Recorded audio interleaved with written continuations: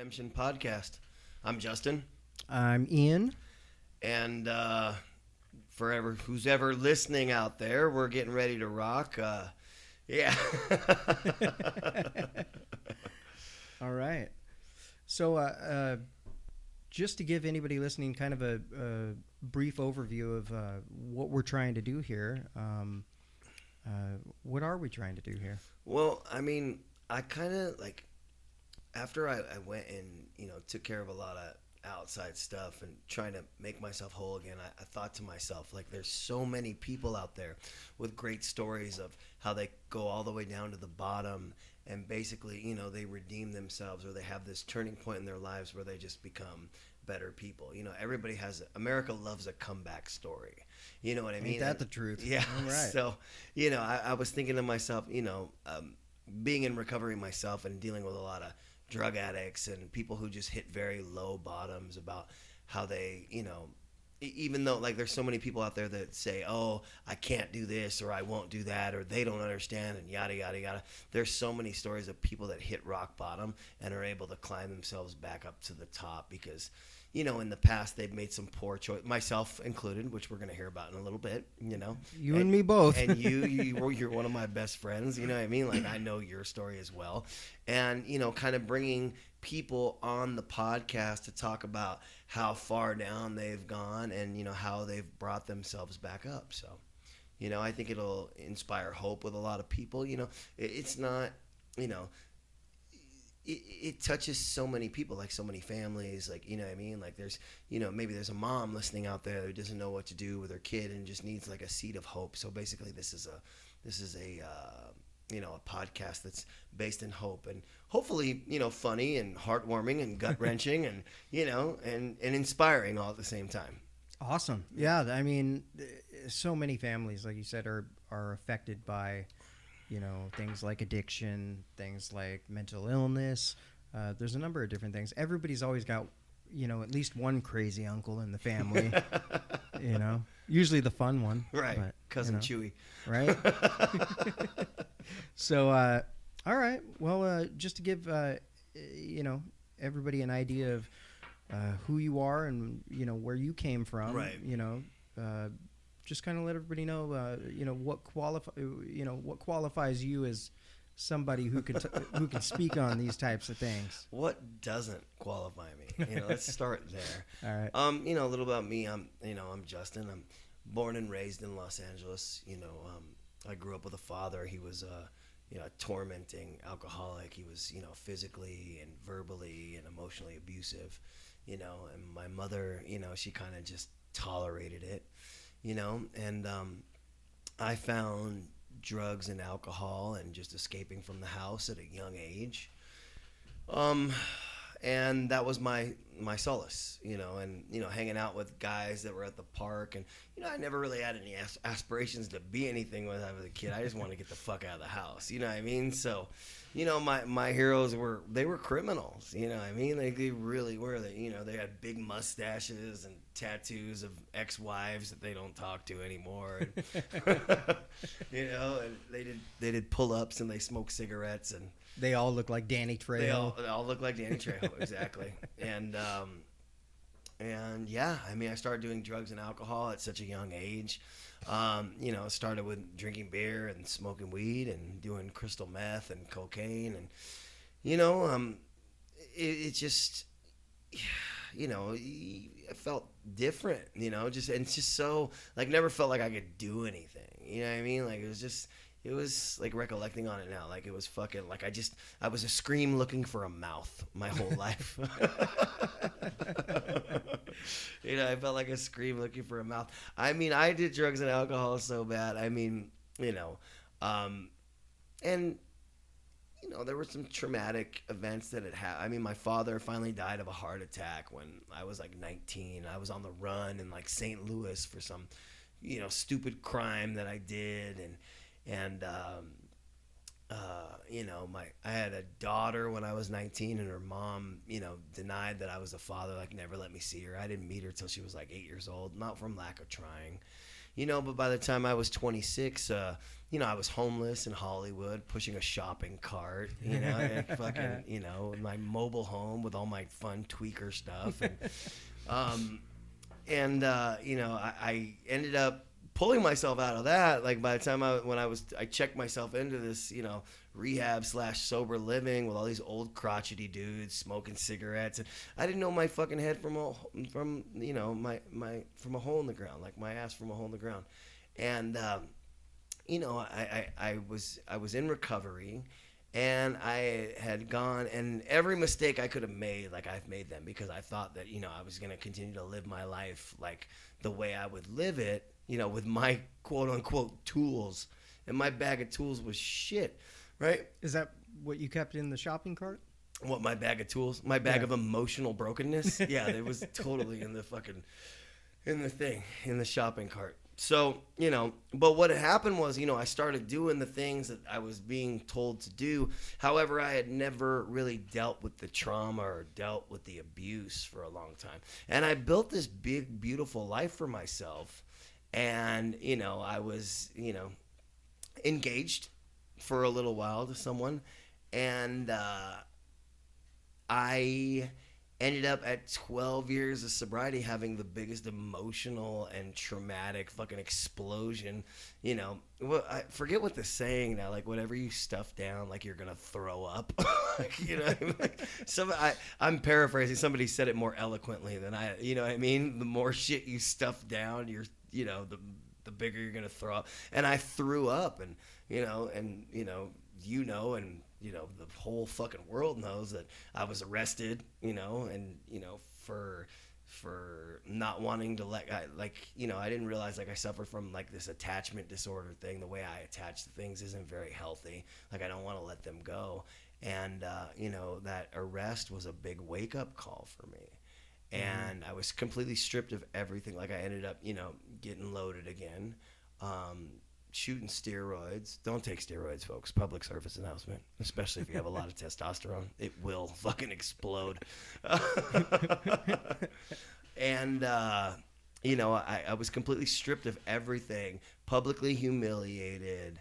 And, I had to come to terms, like I blamed other people for those actions for a long time, but really what I have to blame is my own behavior and my own reaction. Like what I've learned the hard way now is like all I'm responsible for is my approach and my response. What other people do is none of my fucking business. Like that was a hard lesson for me. That was the dick slap of reality. Just bam. You know what I mean? Like you want to blame, first ever, like, it's their fault. If they wouldn't have done this, if they would have just acted like this, blah, blah, blah, blah, blah, blah, blah, blah, blah. But no, dude, I have to fucking own my own behavior, which is hard because then you're like, oh, dude, I acted like a piece of shit. Right. I'm the one that is responsible for my own outcome. My own outcome. I could have handled things a lot better, but I didn't, And I was, completely, I was ostracized. I think that's the word, where you're like completely put out. You know what I mean? I had to, I was fighting a case. Like, they wanted to put me in jail. Like, it was real bad, dude. Like, I remember, and when it rains, it pours, right? Like, I remember I was on the 101 texting my attorney, and I rear-ended some lady who then jumped out of the car and was like, "You're on drugs. I'm calling the police." And I'm like, whatever you do, do not call the police. How much money do you want? Like, you know what I mean? But, I was able to pick myself back up, again. And, this time what I did was I went and I dealt with the grief and the trauma. Like, I checked myself into this trauma. Like, it had nothing to do with drugs and alcohol this time, I am sober, now, but I went and did, like, more layers of, like, dealing with the grief and the trauma and the shame you carry from everything. And that was a really eye-opening experience, you know what I mean? And like I said, I'll repeat it, I'm responsible for my approach and response. What other people do is none of my business.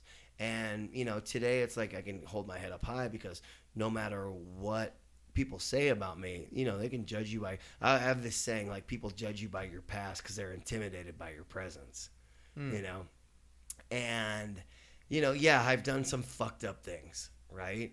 Am I a bad person? No, absolutely not. You know what I mean? And people could say whatever they want about me today, but my head's held high because I know what I'm doing today. And what I do today is that I'm just trying to be a decent guy, do random acts of kindness every day, help anybody that needs help. And that's basically, kind of what I've dedicated my life to today. So, That's excellent. mm-hmm. Yeah, they say the difference. That kind of resonated with me. The difference between guilt and shame. Right. Guilt.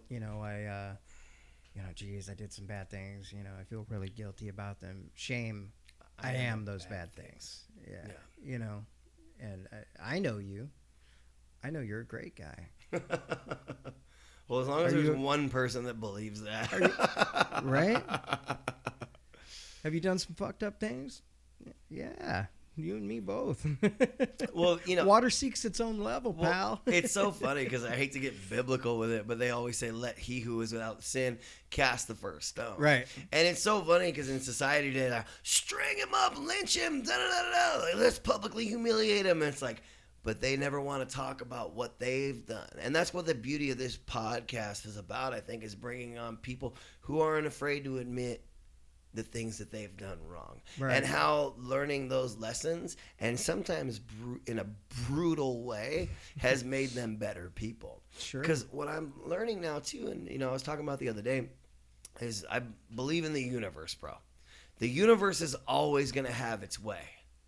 Whether or not you want to let it make you its bitch is completely up to you.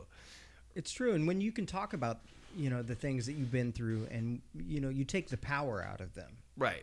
You're only as sick as your secrets. Right. I always like the people that are willing to say, oh yeah, this is what I've been through. Right. Right. Who wants to hang around some boring ass motherfucker who's just never done anything? Yeah, or has done a bunch of shit but refuses to own up to it, right? Or talk about it, right? So, well, it's so funny, but it's like nobody, they want to publicly shame people for the behavior that they've done, right? But what are people's favorite movies to watch? Things with violence, drug dealing. I mean, Breaking Bad was an amazing TV show, and we rooted for the crystal meth cooker. Best show ever, right? Of a guy. But it shows the humanity behind that man. Was he doing fucked up things? Yes. Was he doing them for a good reason, what he believed in his mind, and how our minds can make us think that we're doing the right thing in the name of helping somebody else or making sure your family's taken care of? Sure. The mind's a funny thing. Like, whatever you put it to work, man, you can convince yourself of anything, that anything's the right thing. But seeing the humanity, that's why, people resonate with shows like that, because of the humanity of the character. It's true. You can rationalize and justify anything in the heat of passion. Right. People, like you said, people want to chastise people, from afar. But, like you said, they're rooting for the drug dealers, the this, the that, So they may not be living that life, right. But... right. Well, it's so funny, too, like in this society, everybody, the internet is a subtle mistress, so I say, right? It's giving us the access to have information at our fingertips. But in retrospect, it's always also given everybody a voice. Right. And an opinion, right? Giving everybody a voice and an opinion. And I mean, I remember when I got arrested, like I had people that just, not, telling me you should, misspelling every word. You should have went to prison for 80 years, you son of a bitch. You fucking. The people that speak the loudest are usually the people you want to hear from the least. Right, exactly. And I call, keyboard courage. Like, people are really safe, like, what I mean? Like, having that keyboard courage, I mean, it's so interesting just to watch the machine just spin in this day and age. I mean, because when you and I were younger, I think, like, the coolest thing, I think, was you've got mail, right? Like you're like, Right? holy shit, I got a fucking. They wrote me a letter and it came through the phone lines, right? Remember Like, the AOL discs? oh the yeah, free discs. the free you'd get? discs, yeah, Yeah. 2.0. You know, now everything is just if it's not fast, then it doesn't. Then it's I remember, not to cut you off, but I remember when my first real experience with the internet was sitting with two buddies of mine in some random ass AOL chat room, right. just talking shit. I mean, we were trolling before trolling was a thing. You know, no, it was just called talking shit to motherfuckers. In a chat room. Just Right. random ass strangers. Right. You know, who can out talk shit, you know, the next, hey, say this to him, you know, over your buddy's shoulder. Hey, come on. And as soon as you hit that send button, you're just waiting. You're sitting there like, what are they going to say about Yeah, and you have to wait like 3 Yeah. minutes of latency for it to come back. Uh-huh. Hey, pause it for a second.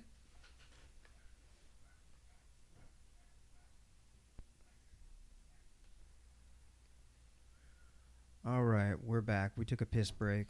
It's our first podcast. And we're old. Go fuck And yourself. we're getting old. So we probably have to do that every 6 minutes. So, All right.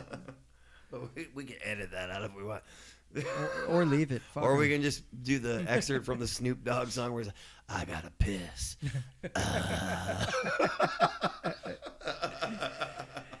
Oh, yeah, I remember that.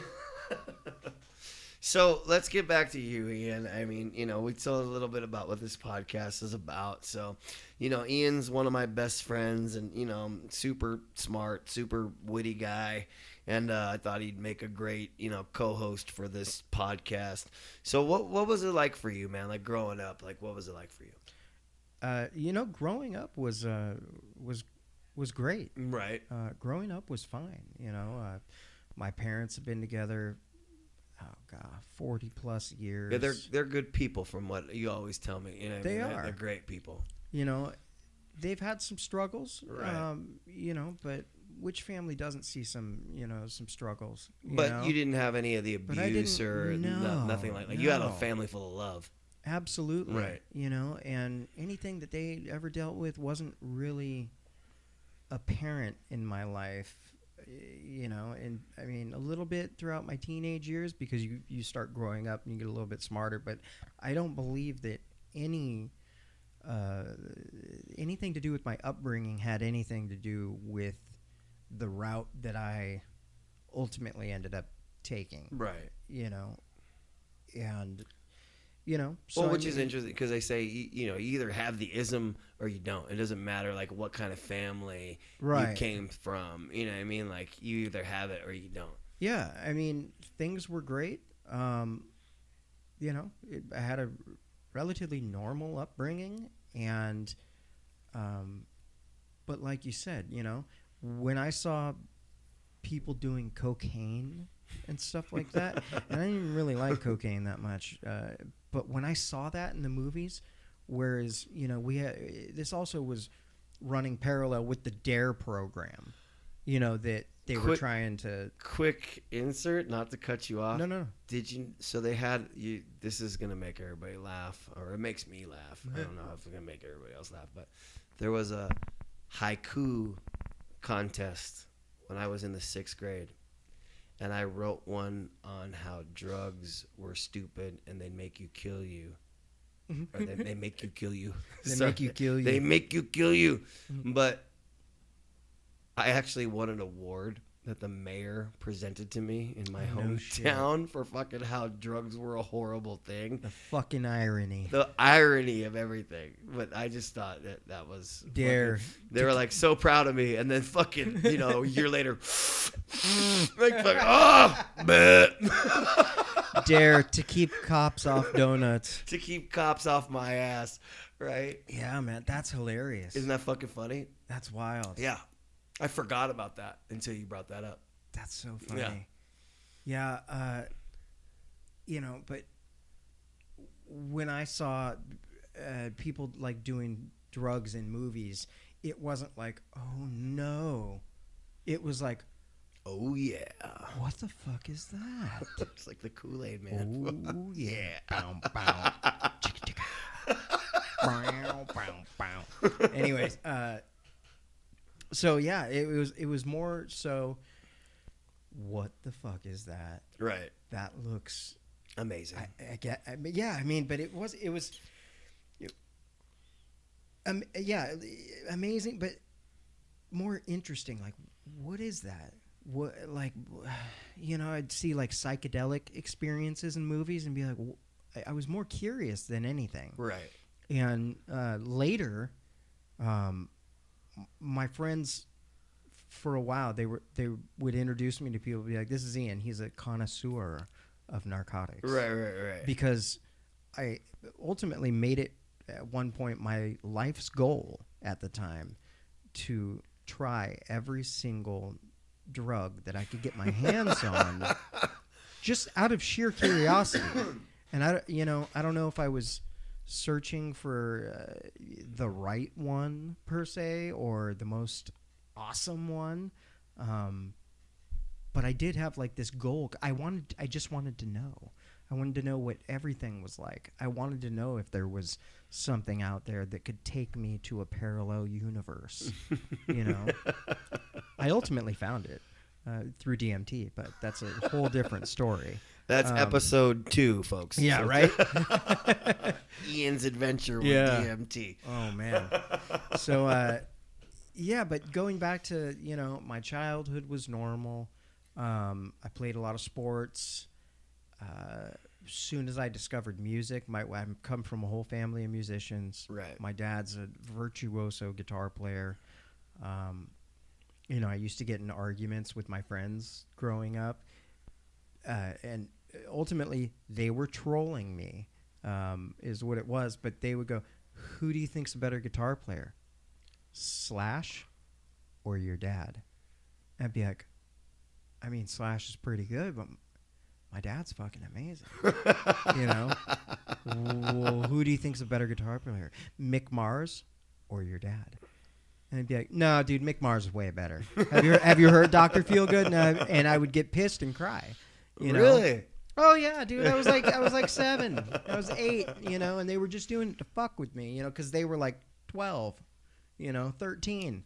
And, I mean, that's, so I come up from a whole line of musicians. My dad's a musician. My brother, he plays drums. Ian has a very good-looking brother, folks. Like, he's so good-looking, like it's stupid. He's ridiculously handsome. At least I got the smarts. He's so handsome, you're like, man, fuck this guy, dude. I know, right? He's handsome and talented. Jeez. But, so anyway, yeah, I mean, my dad never pushed music on me. Right. Or anything like that. But I ended up finding music, at a fairly early age. I was about 13, I think. Okay. We moved to a different area, and I met these 2 dudes, and they were like, "Hey, we're starting a band. Do you know how to play anything?" And I was like, "No." And they're like, "All right, well, I'm gonna sing and play guitar." And the other guy was like, "I'm gonna play drums. You need to play bass." You need to. I was gonna say there's one piece left. And I was like, okay.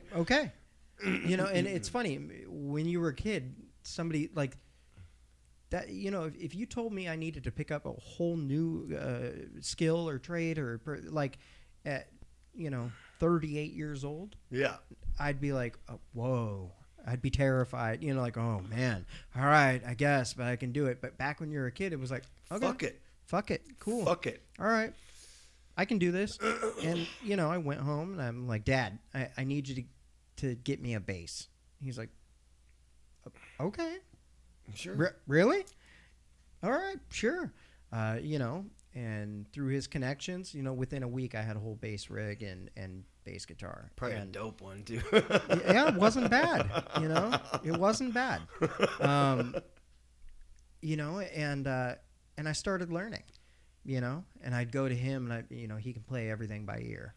And I'd go play songs for him. and I go, hey, how do you play? How do I play this? And I'd be like playing him, Nirvana songs and Green Day songs and stuff like that, and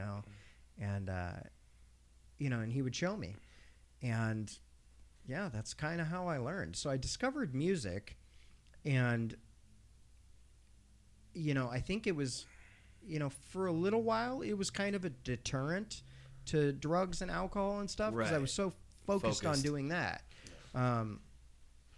And I actually, I was straight edge for a couple of years in high school. Like, I mean, I was not only, not using drugs or alcohol, but that was like my credo. That was like my motto. That was like, no, I'm anti drugs and alcohol. Yeah.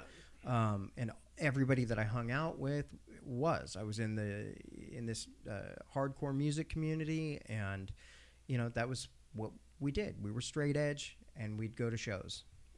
Every weekend was a different show, and I got into really aggressive music at an early age, and I'm a metalhead to this day, and that's just that's what I love. And because of this band that I had, and the reason I mention this, it's this is a huge part of my story and kind of what happened. My dad contacted this very sought after producer named Don Gilmore, who had recorded, I think he had recorded Alice in Chains and to this day he's recorded a number of different people, and he called him up, and he had done some session work with him before, and said, hey, can you record my son's band? These guys are just in high school. I think we were sophomores in high school. I was like 16, as a favor. Right. And, just a little 3-song demo. And he said, okay, sure. And we go in the studio, and him and I just kind of clicked in the studio. And he liked my bass playing and liked my sound that I had. And we just got along pretty well. And that band, we ended up, it ended up not going anywhere. It was, it was all of our first band and everything. Right. And but he called me 2 years later and said, hey, I'm working with this band right now. Small band. Yeah, small band. Yeah, you guys probably haven't heard of them before. Small band. At the time, they were called Hybrid Theory. Really? Which ultimately became the title of their first album. Right. And the band is Linkin Park. Right. And he said, I'm working with this band, and just for sake of confusion, we'll just say Linkin Park. So working with this band, Linkin Park, they're going to be the next big thing. Are you still playing? And I'm like, with myself, not playing with those guys anymore. Right. But at the time, what had happened is I stopped being straight edge, and I kind of started hanging out with all my friends that did drink and use drugs. And by that time I had been experimenting. Right. And this was, you were still in Washington at this time, right? Still in Washington. And, I was, drinking here and there, smoked a little weed here and there. But things weren't crazy yet. Well, no. After being straight edge, that's kind of what happened, but it just kept progressing. Right. And by the time I got that phone call, I was full bore, just a complete and total trash can. And I wasn't addicted to any particular substance, but I was using everything. Right. And I hadn't picked up my instrument in probably, 6 months at that point. And, once I hit 18, everything was just, it was crazy. Right. By that time, I had dropped out of high school to sell drugs full time. High school was getting in the way. There's a career in that. It was just getting in the way. It's a fucking retirement plan. So crazy, right? So I get this phone call, and I'm going, okay, yeah. He's like, they're going to be the next biggest thing. They're signed to Warner Brothers. Are you interested? Their bass players, I believe at the time, He was on like an indefinite hiatus, touring with his other band. Not sure the particulars of all that, but they needed somebody to. They were in the studio recording, and the label's going, "Hurry up and finish this album. We need to get it out." And so they needed somebody to help them finish their album and possibly be in the band. So I said, "Yeah, sure." He goes, "Okay, I need you to record a video of yourself playing, and just kind of introduce yourself." And God, this was 20 years ago. Yes, It's weird even thinking that, because it feels like, I'm not going to say it feels like just yesterday, but it feels like a couple weeks ago. right. It feels like a long time ago, but it also just feels like it was not that long ago. It's crazy to think that 20 years have passed. And so I set up a video camera, and I mean, I think I got that phone call like on a Friday, and I set up the video camera and got that phone call like on a Wednesday or something like that. Set up a video camera, recorded myself playing and introducing myself, and I overnighted it to the band. And I got a guitar, or You got a guitar call? I got a The guitar from the call player. I got a call from the guitar player. And he said, "Hey, we like what we see. The label wants to fly you out, and we're gonna send you kind of a rough cut copy of what we're working on and what we have. Some stuff we have recorded. Some of the stuff doesn't have bass lines on it. Some of it does. Just kind of do your best and learn as much as you can, in a very short amount of time." And I said, "Okay, sure." And he goes, "Okay, so we're going to fly you out on Thursday." And this was like Tuesday. this was like Saturday or Sunday. And I'm going, "Oh, shit." So I had less These than guys a mean week. business. Oh, yeah. And at the time, I'm 18.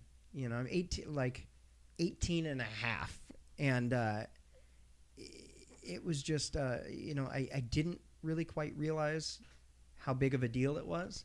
These guys were like in their mid-20s, a little bit older than me, and they were treating everything as it was like this was a business to them. They were serious about their shit. And, they overnighted me this rough cut copy of this CD, and I'm trying to learn these songs and everything, and I'm like, God, man, I'm gonna really have to just lock myself in my room and learn all these songs over the course of the next like 4 days.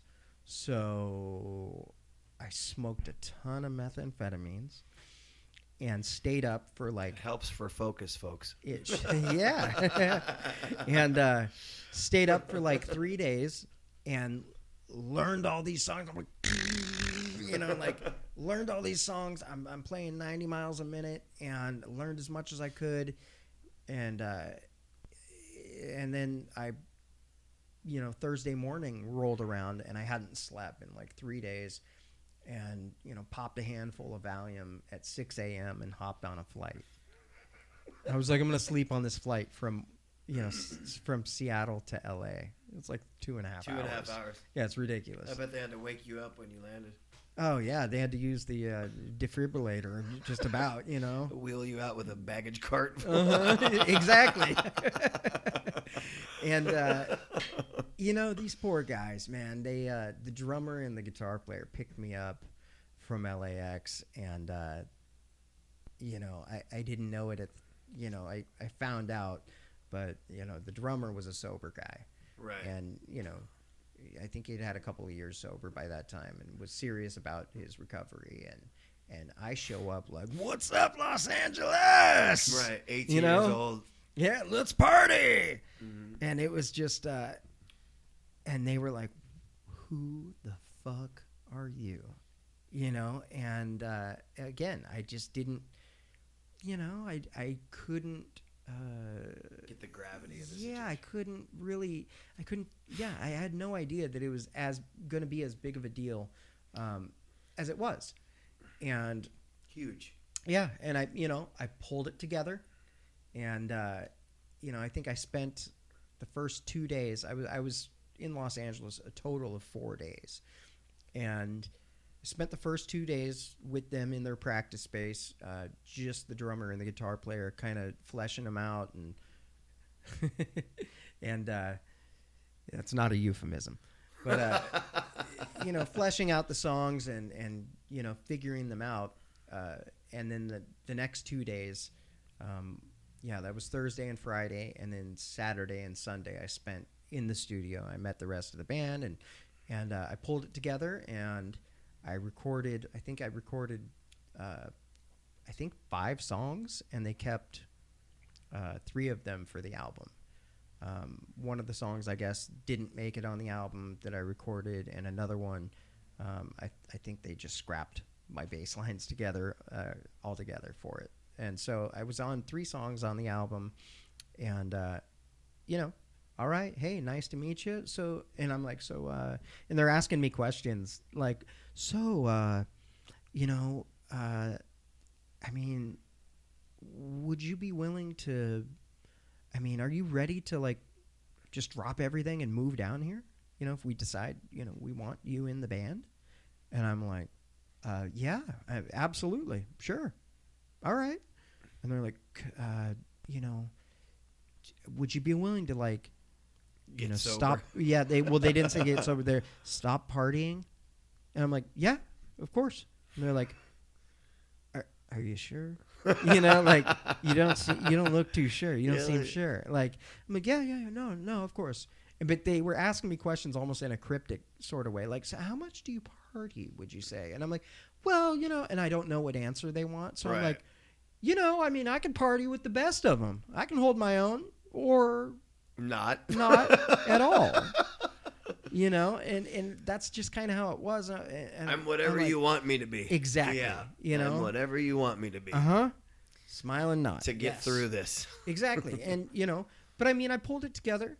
I think I performed very well under considering the circumstances, of only having a few days to learn the songs and being on a fucking total bender. Right.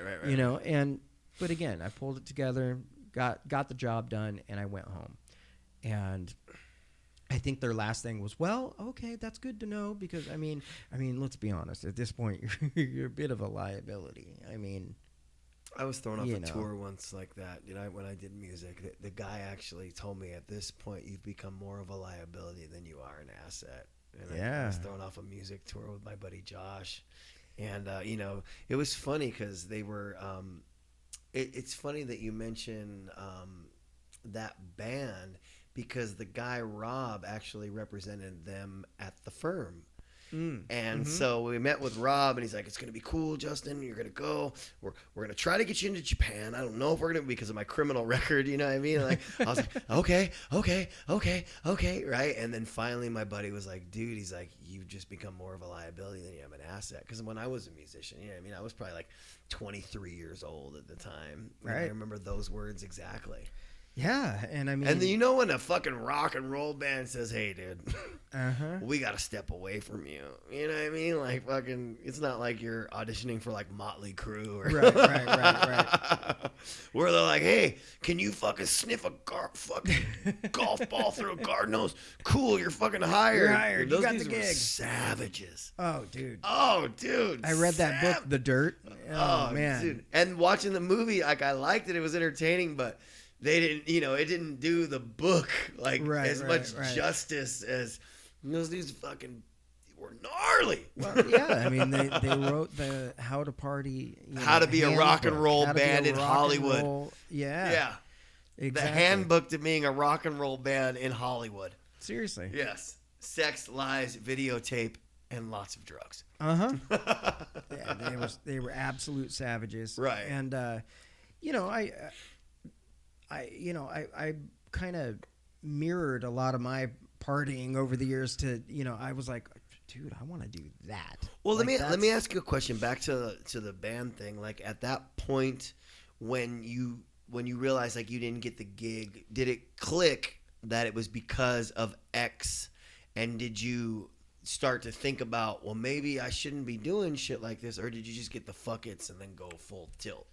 A little bit of both. What happened is okay, well, we're gonna try to mend our relationship. With the we're trying to mend our relationship, or With the other bass player. Yeah, I don't remember the exact wording. With our original guy, he was here, from day one, like, Right. And so, okay, and rightfully so. Of course he deserved it, Of course. and I'm just some asshole showing up, Right. and so, but it was like, but if that doesn't work out, You're just showing up Your to next- bang the ex-girlfriend that's mad at her boyfriend. yes. But they were like, hey, if that doesn't work out, you're next in line. So you'd be willing to drop everything, move down your stop party, and Right. and I'm, yeah, okay. So I kind of like went home, like not really knowing what Like, was what up. just happened? Right. And I was like, okay. And so I went home and I remember getting a stack of legal documents, and it was like, what it boiled down to, and they could have just used one page to tell me, but it was like, it was like 100 pages. It was like a huge stack, that was like, essentially what they were saying was, you need to sign off all your rights, and we'll keep the tracks that you recorded, and you'll be paid for, you'll be paid some royalties, but not for radio airplay, not for like all the big stuff, you're going to be paid as like a stand-in backup musician, like, okay, like a backup singer or a stand-in hired gun. And if you don't, we'll scrap all of your tracks and let somebody else who is willing to sign off all their rights, Right. Record them. So it was, okay, well, I didn't really I was backed into a corner, Right.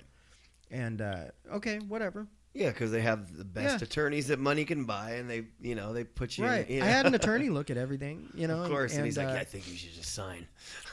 yeah. It's He's like when you're sitting in criminal court, I think you should just sign. I think you should just take take the the 2 deal. years. Take the Yeah. 2 years. Take the deal. Take the deal, cocksucker. So, yeah. So okay. And again, everything was kind of up in the air. Like, Right. I didn't really know what was going on. And I remember sitting around drinking 40s. And I think I was with, I vaguely remember my old buddy Joe Combs being there and somebody else. I don't remember who else. And we're drinking 40s. And remember that channel, The Box? Do you remember that music channel? Yeah. The Box? Vaguely. And they just played constant music videos Yeah. 24/7. So I remember seeing Linkin Park, one step closer to the edge. Yeah. But I was like, wait, what is this? Like, because they were called Linkin Park now. Right. Remember, they were called Hybrid Theory. Right. And I'm going, right. wait, it says Hybrid Theory there, but this is, and I think I wasn't even paying attention at first, and I started hearing the song, and I remembered it. I'm like, wait a second, I know that song. I know that And I song. see these guys, I'm like, yo. And I tell my friends, I'm like, yo, that's that band. Remember that band I went to L.A. to record with a few months ago, or 6 months ago, however many months? Did they believe you? No. At first they were like, shut the fuck Shut up, dude. You're full of shit, fool. Yeah. Yeah, keep drinking, And I was like, no, like, that's them. And they were like, no shit. I was like, yeah. And they're like, why aren't you in the video?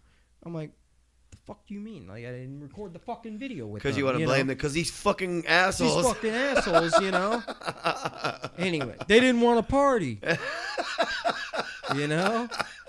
So, no, but, yeah, I later found out, like I said, there was some, members of that band who had struggled, with their own issues, and the drummer was sober, and it was just like I was just a maniac to them, and so I ended up, not getting the gig, and now that I'm like, well, I guess that's the bass player in the band. I'm like, I guess I'm not in the band, Well, yeah, that was kind of. It was kind of a I saw it. and at the time, it didn't really like. I was like, all right, whatever.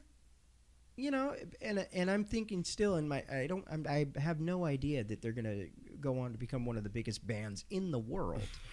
And I remember calling their management company because they were coming around soon, to play up in Seattle, and I was like, well, at least I can do is get some free tickets and passes, you Yeah. know. And I did that a couple of times, and each time they would take the stage. And the first time I saw him, it was in like a fairly smaller club. The next time I saw him, it was in an Fucking arena, arena.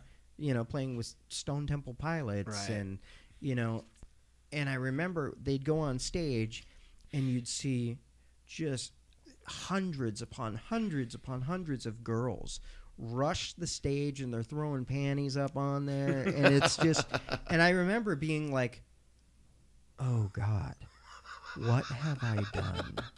What did I do? Did I? And you know, I can laugh about it now, but Right. at the time, it was like, wow, did I really just screw up? A jackpot. Well, not only that, but like, I you know, I kind of had my one chance handed to me on a silver platter, and Yeah, you didn't have to work that hard for it. yeah, It's you know, just given to you. but I fucked it up. But it was like, you know, by that time, you know, I couldn't really do much of anything without fucking it up. Whether it was going to dinner Or making top ramen. yeah. But I mean, like showing up to like a family dinner, Right. I'd have to. So be, you started to realize things I'd were have to getting be out of fucked hand at this up and- point. Yeah, but I doubled down. Instead of like, wow, I need to like, you know, and by this time I've already been arrested 5 or 6 times. You know, the first time I ever heard myself playing on the radio, I was in court-ordered rehab with like 250 other people that were just trying to get out of the cold, and I was like outside, like it was like I think the place used to be a school, and so I was outside on the track jogging, and I had a little shitty AM/FM radio Walkman that I was listening to, and I heard myself on the radio, and I had nobody to share it with because everybody else in there was like, fuck you, you're full of shit. It's You that know? incomprehensible demoralization. Yeah, you know, and so, you know, I saw them a few times playing, and I'm like, man, I really screwed this up, you know? And instead of being like, wow, I need to get my shit together so that I can, like, have a second chance, Right. nah, I doubled down. I'm like, well, fuck it then. I'm going to be the best drug addict, drug dealer that I can be. Well, that's what they talk about, like 2 guys getting busted for a DUI and ending up in county jail. A normal guy and an alcoholic. Normal guy gets busted for the DUI. He's like, man, I really need to take a look at this. Like, I need to be there for my family. It's time to put down the booze. And then the other guy goes, the alcoholic, he's like, fuck, man, I knew I shouldn't have took Sunset at 11:30. They fucking cops all over that goddamn street. Right? Because this is a lie you tell yourself in your head, man. Why the fuck did I take that goddamn street? Yeah, seriously. And so, I mean, you know, I doubled down on it, and I was like, well, whatever, you know, who cares?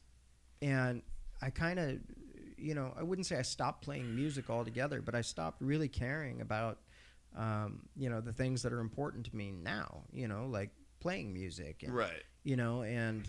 Friends. Yeah. Oh, and showers. Yeah, right? Yeah, and meals. Yeah. Yeah, pee. How? Okay. All right. So let me ask you a question. What was the precipitating event that started your spiral? Like the branches you were hitting before you hit the ground. You know, right after I recorded on that album, like I said, I just kind of doubled down on, you know, I'm going to be a professional fuck up. I'm going to spend every waking hour tracking down all of the narcotics and then spending whatever hours I had left at the end of the day and throughout the day doing them. I'll show them. Seriously. And, you know, what ended up happening is I started getting arrested. Yeah.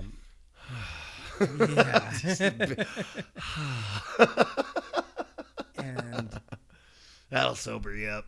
yeah, For a couple of weeks or 6 months or, Yeah. unless, you find the drugs when you're in the can, but, they can be Yeah. expensive. I ended up having, I had, I think, 5 alcohol-related charges, all before the age of 21. Jesus. I had 2 DUIs and 3 minor in possession charges, and Okay. each one of those was like, I'd be like on somebody's porch or at a party or something drinking, and then would literally turn around and be face to face with a cop with a beer in my hand or something, and they'd be like, "All right, you asshole, you're going to jail." I was like, "Oh shit, you again?" So that introduced me to the justice system and probation and court ordered rehab. Drug court. No, I never had. You never Didn't had have drug court. No. Okay. No, it was more or less like, we're gonna not throw you in prison for a year if you just, Stay sober. stay sober. Please stay sober, and you know, uh, go to a 12-step program. Do anything that you can to try and stay sober. And again, in one ear, out the other. I had no desire, Yeah. to stay sober at all. And, for the better part of about 10 years, I just, was ripping and running and hanging out with the lower companions and, just a bunch. It's fucked when you sit around and realize that you are the lower companion too sometimes. Yeah. Seriously. And Shit. yeah. And until finally it was just time to make some changes. And it wasn't any of my own doing. Right. It was it was being up on a bender and waking up one morning and realizing, like, oh shit, I'm in somebody's garage. I haven't slept in several days, and it's Thanksgiving. And I'm like, it's like 10 a.m. and I just kind of had that moment of clarity where I was like, oh, I should be at home, like With my watching family. football with my dad, helping my mom cook. And I was a mess. And I had just gotten back from driving down to Portland to go see this Chinese quack doctor who would write scripts. And so I had a bunch of Xanax. And I'd, been up on speed for a few days. And I popped a handful of Xanax. And What'd you crash into? no, you know what? Luckily, home was only a few miles away from where I was at. But in my mind, I'm like, I'm completely spun out. I'm going to try and balance everything out. Better living through chemistry. Yes. Yes, of course. Yeah, I was a street pharmacist. Of course. And what ended up happening, the reality of it is I ended up, making an absolute fool out of myself, and ruined Thanksgiving dinner. I'm eating turkey and cranberry sauce with my hands, literally, and I passed out in the mashed potatoes. I think, you told me this. And I ended up face down on my Thanksgiving dinner plate, and my little brother's like looking at my parents like, I don't know this guy. Yeah. Should we save him? I guess we better. Right. And they, he went down to my room and was like, called my dad down there and goes, look, this is what's happening, and this is, again, they were being nice enough at that point to let me like stay at their house. I'm 28 years old. And this is after 10 years straight of just mayhem. Yeah. Of countless crazy. I can only imagine what I put them through, over the years. Yeah. And I think they were just happy to have me under their roof because they kind of knew that I wasn't like out there, like, right. And my dad, I had come back to live with them, and he pulled me aside the next day. I didn't even know that anything had went wrong. I eventually woke up, wiped the mashed potatoes out of my eyes, and went down to my room, and I had no idea that they had went down there and found all sorts of paraphernalia. The pharmacy. And yeah. I mean, like, it was bad. And, so my dad pulled me aside the next day and was like, "Hey, We gotta talk. yeah, I mean, yeah, let me spit at you real quick. yep." And he was like, "You have two options. Like either you go and get clean and you go to rehab out of state, Or you get the fuck out. yeah, or get the fuck out. Yeah. And you know, you got to be out by like. And your 4 dad's a pretty p.m. big tomorrow. dude. Yeah, you know, I wasn't. Yeah, and at first I was like, well, you know, I tried to like sweet Weasel, talk him, and yeah. yeah, well, what if I stay up here and I go do this, and you know, just go to nope, absolutely not. And you know, he contacted helped me contact a program called Music Cares. Map, right? Yeah. Shireen and The musicians assistance program. Shireen's like yep. the best over there at musicians. Yeah, they used to be MAP, and Yeah. now they're Music Cares. Music and, Cares. Yeah, and You know they run the Grammys and shit, dude. They're huge. oh yeah, They're huge. yeah. They're located at the Grammy offices And in Santa Monica. The cool thing about them, it doesn't matter if you're a published artist or not. You could be a schmuck with a guitar and like they'll fucking help you. What's funny is their guidelines used to say that you had to have you had to have been involved in 2 music videos, and you had to Right. have had this and this and this, and had this many albums. They had Yeah. those guidelines, but they bend the rules. Yeah. You know, because I played on this album, but Right. it afforded me 10 years later to be able to, you know, come to Los Angeles, and you know, mind you, that whole period of time, I was always in the back of my head like, man, I'd really love to be living down in LA and kind of pursuing my dreams and Yeah. doing music down there. And but it seemed so insurmountable. How could I Right. ever Get move there down there and get with there? no money and Right. Yeah. And, you know, at the time, a serious drug addiction, you know, and shit, it could be, dude. My girl, she fucking came out here with a suitcase and fucking like. Well, it's I think the crazy. main thing was- $10 in her pocket. and I respect that. But also, you know, and I don't think I mentioned my main thing was opiates. Right. When you're on opiates, Yeah, you don't want. you don't go anywhere because it's too far away from where you get the opiates from. You don't want to be sick. Yeah. Fucking 1,000 miles away from home. And that was, you know, that was my thing. It was like the only thing I could liken it to is like I tried everything and I was a complete and total trash can over the years. But as soon as I found opiates, Yeah. it was like that taking a warm blanket out of the dryer on a cold, rainy day and wrapping up in it, and then all of your problems for a short period of time completely disappear. Right. And God, this sounds like I'm romanticizing it really, really hard right now. But no, but you know, it's like they say, you know, it's fun, then fun with problems, Then just problems. then just problems, you know, and then just no fun at all, also with problems. You know? Right. So, but yeah, you know, it finally came time to you know, make some changes, and I you know, within a week of having that conversation with my dad, you know, I was on a plane to Los Angeles, and all because of, you know, it kind of came full circle. I ended up back in LA because of this, you know, music that I had done, you know, 10 years prior. And instead of, you know, just coming down for 30 days, going home and just trying not to get caught and not get arrested and, you know, all that stuff, I actually just stayed. I came down with a suitcase and didn't go home, and have made a nice little life for myself out here. You know, I wish I could say that I stayed sober. You've had your struggles. You know, for 10 years after that, but no, I stayed sober for I think about 6 years, and then you know, had a relapse that was really bad.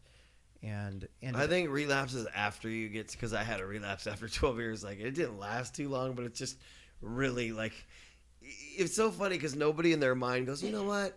If things don't work out, I'll just go back to the 12-step program. They'll give me a hug.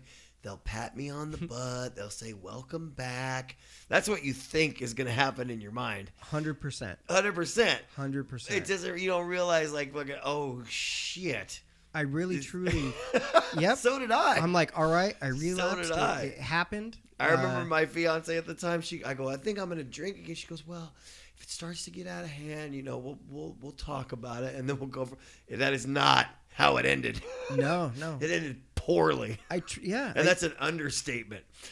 Serious understatement. I truly thought that I'm like, all right, it's done. All right, I relapsed, it's done. All right. And then I thought about it. I'm like, well, instead of just going back now, like I think, all right, I'll keep getting fucked up for like a month, maybe 2, depending on how the first month goes. Yeah. If it's fun, maybe I'll, and then I'll come back. I'll get the hug. I'll get the pat on the ass. I'll be important again. I'll get all the attention, and all my friends will be there for me, and feed me, and all of it. And it didn't work out that way. It took me It took me almost 3 years to come back, and the only thing I can liken it to was it was like you're watching a good movie and you're like, oh, hold on, I got to go take a piss, right? And you go to the bathroom, and then you come back and realize you forgot to hit pause. And the movie went on without you, and now you don't know where you're at. You're lost, and there's new characters. Right. That was my experience with coming back, and it was just it was very difficult. Yeah. Like I said, I ended up homeless. I ended up living in a broke down '93 Toyota Corolla. It was not fun. And then I bought a van. And that was actually kind of dope. I still have it. It's got full solar power, full-size bed in the back. It was like moving into a condo, and picked myself up out of that hole I had dug. And to look at the positives, though, being homeless in LA, way different experience than being homeless in Washington. It's a lot warmer. Yeah, it still sucks. It still sucks. But if you're gonna take the positives out of it, sure. Homeless at the beach beats homeless in the snow. Right? Seriously. And that's why Venice is such a hot spot. Oh God, yeah, I know. I used to go to Malibu on the weekends, as a nice little treat. Get away over shower. There. Yeah, sure. And it was really rough. And I would say the difference between when I first got sober and now is I have a different kind of gratitude now. Because death became a very, very real option. When I got sober, it was always an option for those 10 years from 18 to 28 that I was using. I mean, right. I was doing all the crazy stuff, but I had some brushes with death, that we can talk about a different time, but this time it became really real. Like, right. And when I got sober the first time, it was, meeting a bunch of new people and having this whole community. And I had this whole brand new life in Los Angeles, and it was awesome. It was very, very easy to stay sober. And this time around, it was just, it got darker. Quicker. And way darker than it was before, and it just, man. Well, you know what I think it is, and I hate to want to admit this, but you lose, some of your tools for being out there because you have all these new tools when you're in recovery and you are sober. Like your old school tools, you're like, why? What the fuck? Like, everything's moving like a really fast freight train. And you're just like, wait, what the fuck is going on? Yeah. Right? Yeah. And you put yourself in situations and be like, I'm fine. Because you haven't really thought about how horrible things are out there for a while. Oh, yeah. Right? So you're just kind of doo-dah, you know what I mean? Yeah. I picked up right where I left off.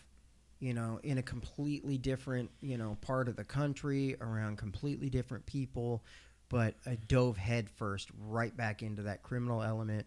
And the first thing I did was I went and bought a scale, because if I'm going to be using drugs, I'm going to be selling drugs too. There's no two ways about it. And boy, do you invite a lot of different elements of danger and different characters into your life. Oh yeah. And there were times where it got really scary, when you find yourself, hanging out with, with bikers and stuff that are, really doing the criminal shit. Well, You it's know? funny too, like, because the older you get, like, when you're kids and you're hanging around with kids, like, people, kids are a little more susceptible to not, like, killing someone because they still have the morality of their parents, around Right, her. right. You know what I mean? Like, that's why everybody's shocked when, like, a kid kills somebody. You're like, what? Wait, what the fuck is going on at home? Yeah. But when you're in 40, you're with dudes who have chosen a criminal path. And they are Exactly. fine with fucking burying somebody. No, it's true. I mean, doing the same type of shit in your 20s. You're right. Yeah. You still have people. A morality. My peers were in their 20s, Right. and still trying to figure out whether they were going to be career criminals or Right. not. But in You the know? element now, in the 30s and 40s, these people have Right. chosen a path and they are committed. Well, I mean, I'd been robbed and pistol whipped and gun put to my head. I mean, 3 or 4 separate times in my 20s. Right. And I mean, thank God it didn't happen almost now when I'm almost in my 40s with grown ass men. These were other people that were in their 20s that were acting wild and crazy. And, I mean, Right. that's not to say that people aren't out there killing people in their 20s and stuff. I No, mean, they there's all sorts there of are, crazy stuff. But I mean, yeah, when it becomes, you're playing for keeps. Yeah. It becomes a different type of thing. Animal. It's weird. Yeah. Yeah. And I don't know, I guess I was naive I mean, I just wasn't expecting that. And Well, I then, don't think it's being naive. It's just you're in your addiction. There's no care. There's no forethought. right. It just is. And whatever's going to come is whatever's going to come. There's no, it's driven by the, the addiction part of the brain where he says, I gotta get high. yeah. There is, everything else, that's tunnel vision. Yeah, and I found myself normalizing Immoral shit. yeah, and like, I've always had a pretty good moral compass. Yeah. Yeah, and always tried to, even, when I was using, tried to be fair and just and not the guy who, fucks people over and stuff, Different element now when you're hanging around because I think Hunter Thompson said it best in Fear and Loathing in Las Vegas. He said, you can turn your back on a person, but never, ever, ever turn your back on a drug. And I understand completely what he meant when he was dealing with his attorney, with fucking the Benicio, who was an amazing character. He's like, don't fucking come near me. They're in the fucking bathroom and he's sticking him up with a fucking hair dryer. And don't you fucking come near me. You can't turn your back on a drug, man, because it's like a wild animal. You don't know what to expect. Yeah. It's unpredictable. It really is, and it is. It's like an animal that's backed into a corner, Right. a caged animal that's Right. trying to get out. You don't really know What it's going to do. Yeah, and don't turn your back on it. And people that maybe, some people when they ingest, different substances, become completely different people. And I always kind of thought, I mean, that I was for the most part the same guy. Like, Right.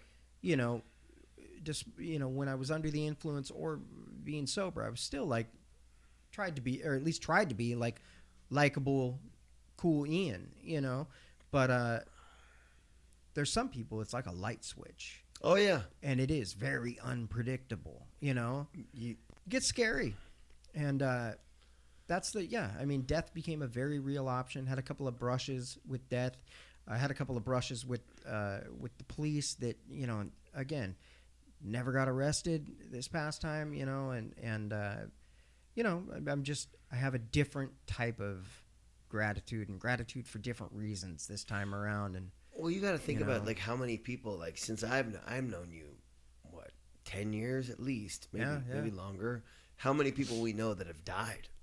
oh yeah, I mean, every week on Facebook, there's so and so died and died. isn't that crazy? That's how a lot of people, like, I can't tell you how many deaths I like scrolling on Facebook. I'm not on there much anymore now these days, but like, I started a And I would see Facebook page for it's another project that I'm working on, and it was one of the questions now when you start a Facebook page is, what would you like to happen to your page if you die? Oh yeah, yeah. You can have You could turn into a memoriam page. and you can pick a person that too. has your fucking that it's, erects in memoriam, and they carry the torch for you on Facebook. What a weird fucking concept to put yourself into forever immortalized through Facebook. Uh-huh. Thank you, Zuckerberg. Seriously. It's a trip. But yeah, I can't tell you how many people like that I found out about their deaths on social media. On social media, but not but just, it's also, I guess it's think about how many. I mean, can you count hundreds? What? 1,000 people that you and I have known that fucking. I don't know about thousands. Not thousands, but maybe. There's been hundreds. There's a lot of people. I mean, that's. Someone told me, what is the thing, like, when you get sober, you should buy a suit because you're gonna go to a couple weddings and twice as many funerals. Yeah, and it's and I thought that was like a joke. No, it's real, right? And over the past 10 years that I've been active, for most of those years in the recovery community, God, a lot of great people, dude, just get picked off, and it sucks. It's unfortunate, but it's I've got a whole new lease on life. Me too. Like I tell people, I respect my alcoholism and my addiction. Like, I respect it. Like, I used to be like, okay, well, whatever. You know what I mean? Like, I'm an alcoholic, I'm a drug addict, but now I have a full respect because how quickly I fucking got taken. And thank God I got arrested before I did something even more fucking stupid. You know what I mean? Like, thank God, because like it's made me respect what is inside of me. You know what I mean? Like, it's just something that I can't, that it calls the shots. Yeah. It tells me where I'm going, when I'm eating, when I piss, when I do whatever I do. My alcoholism, it's calling the shots. I am no longer in control. It's funny. When you get clean, the disease of addiction is truly in the background, just going, all right. I got you, motherfucker. All right, asshole. You want to get sober? Yeah. All right. You know what? I'm going to be back here chilling, lifting weights, doing shooting push-ups. steroids, doing push-ups, doing all of the steroids. Right. And I'm going to sit here and wait for when you have a weak moment. Well, it's funny because it doesn't come out in like, it never comes out in, hey, I'm going to go stick a needle in my arm. It comes out with like, oh, hey, I'm going to try to get over on so-and-so. Or I'm going to see if I can get away with cheating on my girlfriend. You know what I mean? Or something, you know what I mean? And once you start down, I hate to use like a Star Wars reference. Once you start down the path of the dark side, for people like you and I, it always leads, they say the drink happens before the drink. It's because when you're when you turn your lifestyle, my lifestyle today is pretty fucking clean. I'm not saying that I don't have moments of, where I'm a fucking asshole, especially on the 405. Yeah, no shit. But they say the drink happens before the drink. And it's like usually when you're doing, shit that makes, like you start doing drug addict shit and living like you have a moral compass. Scumbag. Yeah. My father wasn't the best father, but he did teach me right from wrong. Like, I know right from wrong, right? Like, I know when I'm doing the right thing, I feel good. I know when I'm doing the wrong thing, I don't feel good. And it comes out in subtle ways, me taking it out on people, right? Because I don't feel good about myself. Well, I truly believe, I'm sure you do too, I'm sure we've talked about it, that you get back exactly what you put out to the universe. Dude, you karmically, walk around with a fucking scowl on your face, treating servers and the chick who bags the groceries, baristas. I hate seeing people be dicks anybody at Starbucks. You come across, in your daily life, you treat them like fucking assholes. Yeah. You're gonna get shit for that. If you walk around with a fucking scowl on your face, people are gonna scowl back at you. However, If you the smile. flip side is, if you smile, if you're nice, walk around with a fucking shit-eating grin on your face all day long and see how many people smile back at you. It's weird. Either that or you get arrested. For, Yeah, for being a. Who's this fucking sicko? So one more question, man. What's it like now? Man, now it's good. I mean, it's not great. It could be better, Right. but I'm sure that's how all people feel. Right. I mean, one thing that it is it's life is easier, it's slower. It's hard at times, but in different ways. Well, I think it's more appreciated too. You really you do. You appreciate the little things. I appreciate the interactions that I have, with people at the store or wherever throughout the day. I appreciate being able to call my mom on the phone and talk to her for an hour, and when I hang up, not having her wonder if you're gonna be all right, if I'm gonna be okay. All the sleepless nights that I put, my family members through, like, they don't have that about me anymore. I mean, that right there alone is worth it all. I can go on about my day. When I go to bed at night, I go through the mental checklist. I'm like, are there, areas of my life where I could have acted differently? What can I do to be a better person? It's funny because that's when you're squashing the ego. And that's kind of my thought process now. Is like, okay, what was my approach and what was my response? You know what I mean? Like, what? It's funny. I was talking with somebody just the other day. It was, I had a situation that came up, and instead of being, oh, these motherfuckers, that I'm resentful at them because of, I ask myself, what is it within me that when somebody's behaving this way is making me feel like this? It no longer has to do with what you're doing, right? What is it within me that I'm responding to it like that? Right. And that was a huge shift in perspective, man. You know what I mean? Like, I was like, fuck, it's not anybody else's fault. What can I change about myself? Because I can't change you. I can't change my girl. I can't change my mom. I can't change.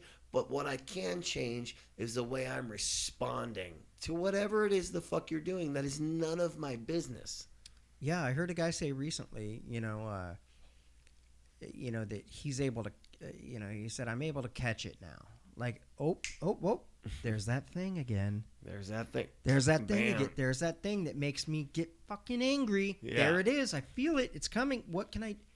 And instead of acting on that and going, and flying off the handle, he's able to, to recognize it. And that's, I'm trying to get to that point. And, it's just like, okay, all right, there it is. I recognize this.